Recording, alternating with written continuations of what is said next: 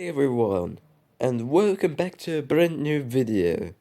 Today we will be talking about 8 elections to watch this year in 2020. And also, Happy New Year everyone. I hope that you're having a great time right now and will have a great year this year. Anyways, let's start with number 8. Slovakia. The nation that isn't really a nation, but are Czechs who have a Russian flag. That's the best way you can describe Slovakia. Now, what's so important about Slovakia? Well, first of all, this. You see, that in Slovakia, we have those three parties. I marked them in a gray circle, alright? You see these parties? They're the current government. And as you can see, they're doing pretty well. I mean, pretty bad. Just look at their polls. It's pretty horrible. It says that they have only around 30% as a coalition of the vote, which is pretty horrible and could turn Slovakia into political chaos, since these parties cannot form a coalition. And what else is bad about all this? Well, as you can see, there is a party, it's called Kotlebovochi LSNS. It is a party led by a nationalist who cooperates with a lot of neo-fascists, alright? So the party is like 95% neo-fascist, but the leader is nationalist. So it could be pretty dangerous if he wins. But I must say, I support Kotleba, but not his party, because it's mostly neo-fascist. However, he's not a neo-fascist himself. Well, but what's so good about Kotleba? First of all, he wants to leave the EU. Second of all, he is pro-Russia, wants to remove sanctions, and wants to join the Eurasian Union and CSTO. And yeah, that's pretty much it for him. I'm not sure about the Eurasian Union part, but I'm pretty sure that he wants to join some Russian organizations. Anyways, we should mostly watch the current government and how they do in this election. And yeah, that's it for Slovakia.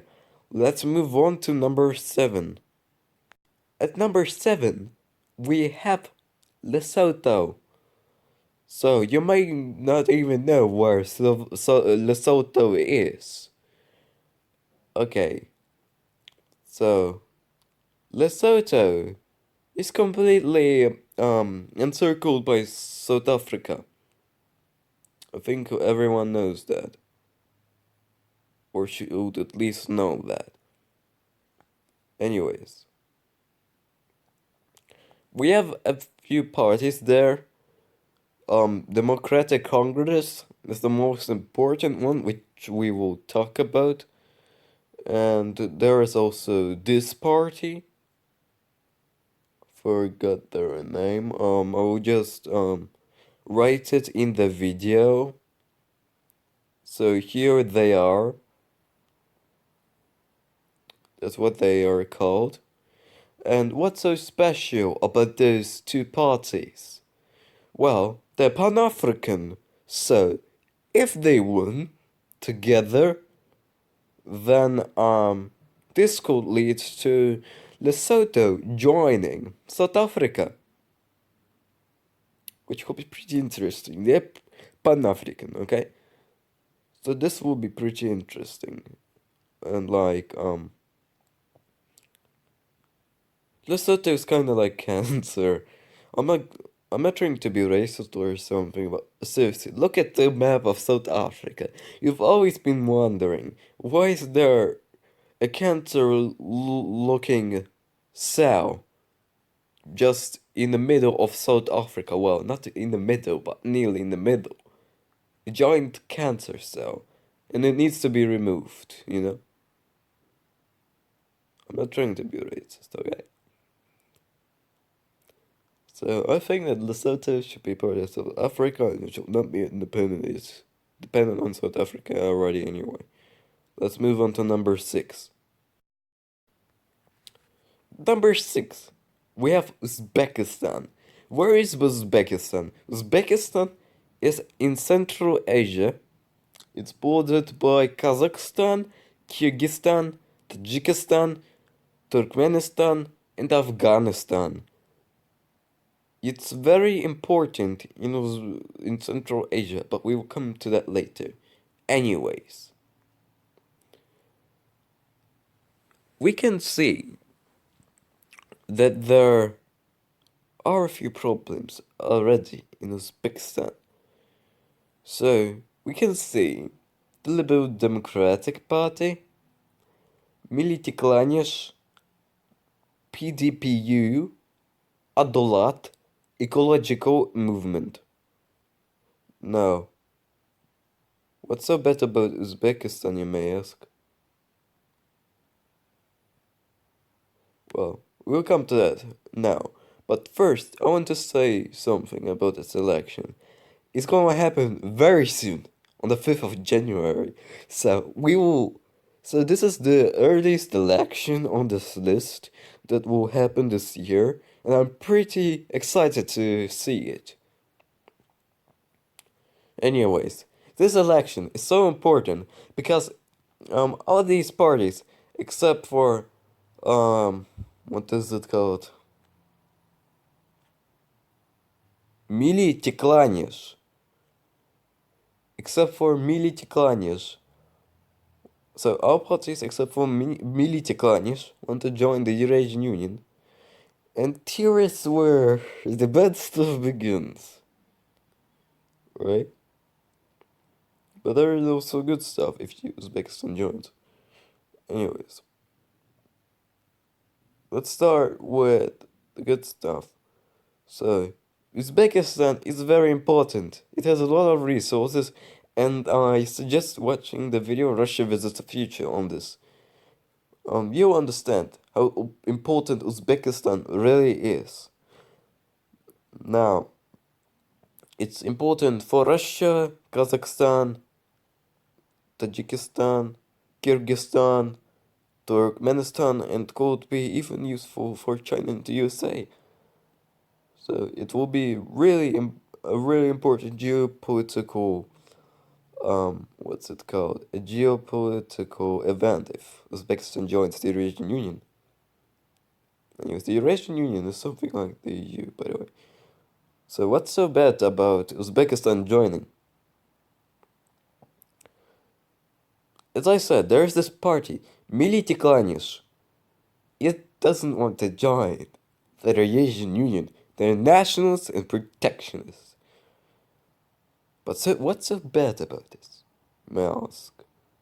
They're only one party. The others could just smash this one. Well, and here's the problem. The ruling party, the Liberal Democrats, which also rule Uzbekistan in the moment, are coalitioning with Milli Tiklanish in Uzbekistan. Well, the other parties, such as the Social Democrats and the National Democratic Party of Uzbekistan, are the opposition. There's also the Ecological Party, but that party is neutral. And this is the problem. Milli Tiklanish is coalitioning with the government, while the opposition is against the ruling party. So, We should just see how everything turns out, and I hope that the National Democratic Party, Adolat, and the Ecological Party will coalition with the government while Militiklanj becomes the opposition. We really have to see how everything turns out. Next up, we have Moldova. So, Moldova. What's so bad about Moldova? Or why is it so interesting? Well, I actually wanted to talk about Moldova last year already in 2019 because they are kinda in a political chaos. I mean, like, just look at this. Look at this. The government consists of the PSRM, which is a democratic socialist pro-Russian party, and it's supported by the biggest pro-EU, pro-NATO party. Why? Why does this exist? This is political chaos, and it's so bad that now democratic socialist pro-Russians are coalitioning with pro-NATO, pro-EU Moldovians. Like, why is this happening? I don't understand Moldovan politics. It's gotten so strange anyways.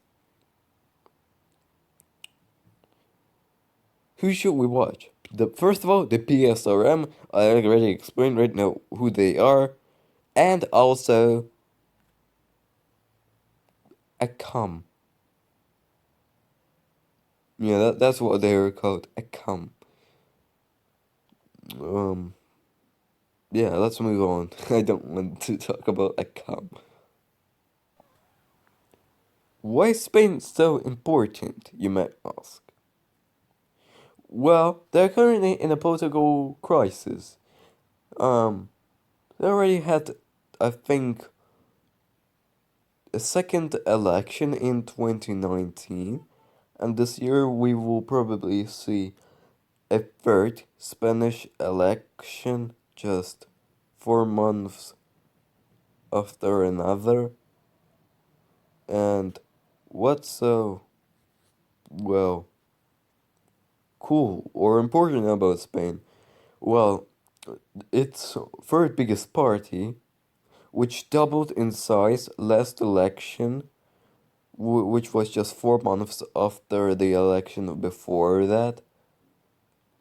So that party, called Fox, it wants to leave the EU, like Poland. And this could potentially harm the EU even harder. We know that the UK is leaving on the 31st of January. Then Poland will probably leave, and if Fox comes to power, which I really hope that it will, then, well,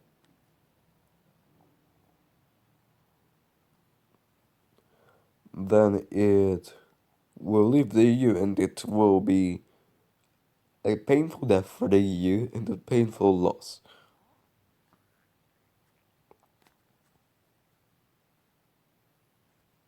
Let's move on to the second most important election this year, Israel.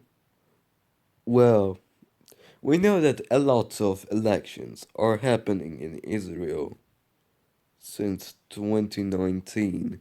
They had 2 elections already, and this is gonna be the third one. It's just like in Spain, and it's getting worse and worse. So, there is a candidate who could potentially stop the war between Israel and Palestine. He could create a two-state solution, and his name is Benny Gantz. And if he wins, there will be no Netanyahu anymore. So that's also good. However, there are a few downsides to Benny Gantz, of course. He is against Assad and against Iran. And some might call this negative, but he also wants East Jerusalem to be the capital of Israel along with West Jerusalem. Anyways, Vince, on the other hand, if Benjamin Netanyahu wins, well, a lot of catastrophes, we could say. He wants to annex the West Bank and already showed how he will annex the Jordan Valley. So, if he comes to power, then relations between Israel and Palestine will only get worse and worse. And eventually, Palestine will not be a country and Israel will have it under complete control, which is really bad. Number one is, of course, no one else except for the United States of America. The United States of America will have a presidential election this year, and it could be potentially the most important one since around. Whoa, that's pretty hard to say.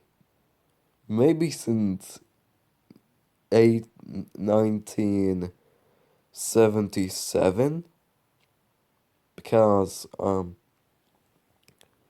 Trump is in power right now, a national conservative, and the Democrats are moving away from liberalism to social democracy. And if Bernie Sanders wins in the Democratic Party and beats Donald Trump, the United States may or not become a social democracy and might withdraw from a lot of wars. Of course, Obama also did a lot of promises and Trump, but, well, let's just speculate for now. And if he does come to power and does implement that, that will be a big change in world politics.